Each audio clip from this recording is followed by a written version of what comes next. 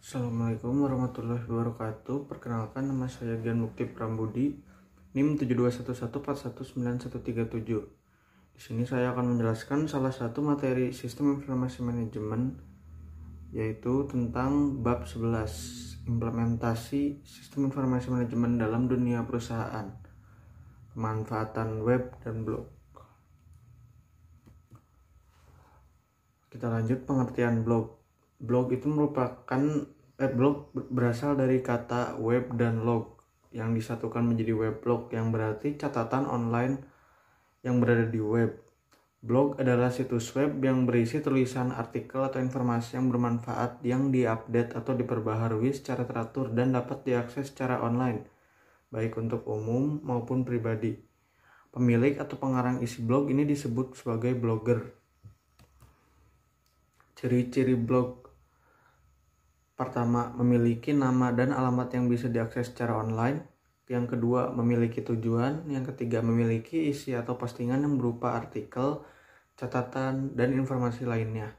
Yang keempat, postingan atau isi blog terarsip atau tersimpan sesuai tanggal, bulan, dan tahun posting. Kelima, isi blog umumnya selalu bertambah atau terupdate sesuai dengan tujuan blog. Kita lanjut ke tujuan blog. Tujuan blog yang pertama yaitu untuk menyampaikan informasi yang bermanfaat untuk diri sendiri maupun bagi orang lain. Lalu yang kedua, memberikan keuntungan bagi diri sendiri maupun orang lain. Yang ketiga, menyalurkan hobi atau mengisi waktu luang dengan kegiatan yang positif. Keempat, untuk sarana untuk berkarya dan aktualisasi diri. Kelima, saling bertukar atau pengetahuan dengan pembaca.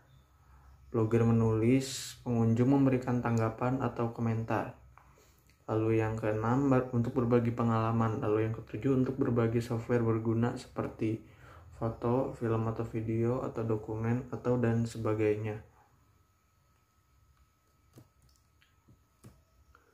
Fungsi blog. Fungsi blog ini memiliki fungsi yang beragam, dari sebuah catatan harian sampai dengan media publikasi dalam sebuah kampanye politik, program-program media, dan korporasi.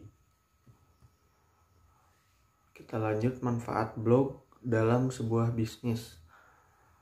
Yang pertama, ada sebagai media promosi produk ataupun jasa yang ditawarkan kepada pengunjung.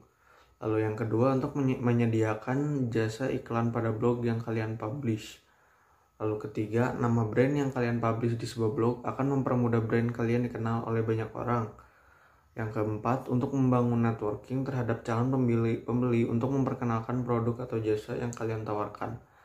Lalu yang kelima, mudah menjangkau target market manapun. Lalu yang keenam, mudah mendapatkan feedback yang luas dari para pengunjung. Lalu lanjut, etika blogger. Blogger yang baik itu yang pertama memiliki tujuan yang baik. Yang kedua, memiliki artikel atau postingan yang asli, bukan hasil kopas atau plagiat, atau kegiatan lain yang melanggar hak cipta atau tanpa izin pemilik. 3. Tidak membuat postingan yang merugikan orang lain, mengganggu, menipu, mengandung kekerasan, isu sara, dan hal negatif lainnya. Lanjut ke perkembangan blog. Saat ini, khususnya di Indonesia, kegiatan blogging berkembang sangat pesat dengan tujuan yang beragam pula. Sebagian besar blog masih menggambarkan konsep blogging yang murni. Akan tetapi, sebagian blog juga berkembang sesuai dengan kemauan dan tujuan pemiliknya, sehingga banyak yang berisi materi bebas dan terkadang keluar dari konsep blogging sebenarnya. Lalu selanjutnya ada splogs. Splogs ini merupakan singkatan dari spam blog. Splogs ini umumnya berisi informasi spam yang tidak bisa dipertanggungjawabkan kebenarannya dan bersifat merugikan seseorang maupun pihak lain. Bila Anda ingin membuat sebuah blog di blogger.com atau blogspot, ada baiknya juga Anda mengerti terms of service atau syarat pelayanan. Hal ini bertujuan supaya Anda mengetahui apa yang boleh atau tidak boleh dilakukan dalam kegiatan blogging menggunakan blogger.com atau blogspot. Lalu kita lanjut ke web. Apa sih pengertian dari web itu?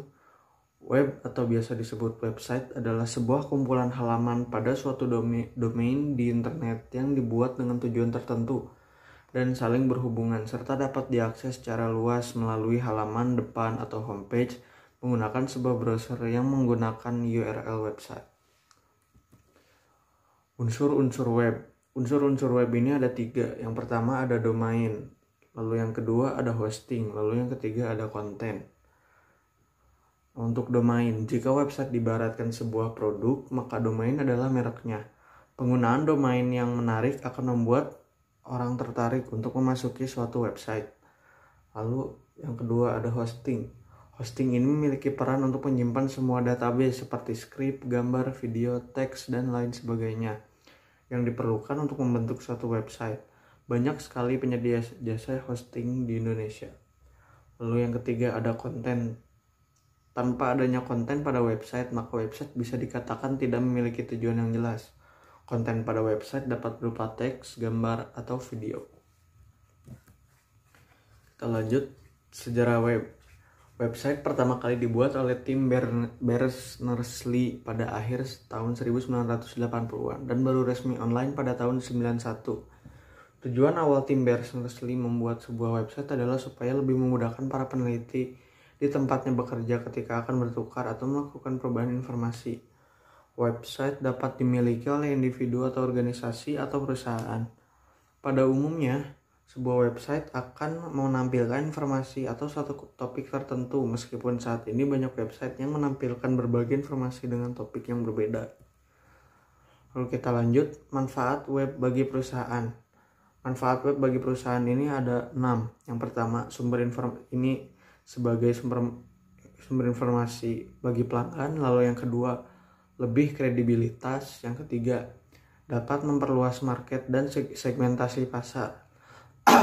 Lalu yang keempat, meningkatkan omset penjualan. Lalu yang kelima, dapat dikunjungi pelanggan kapanpun. Lalu yang keenam, mendekatkan dengan pelanggan.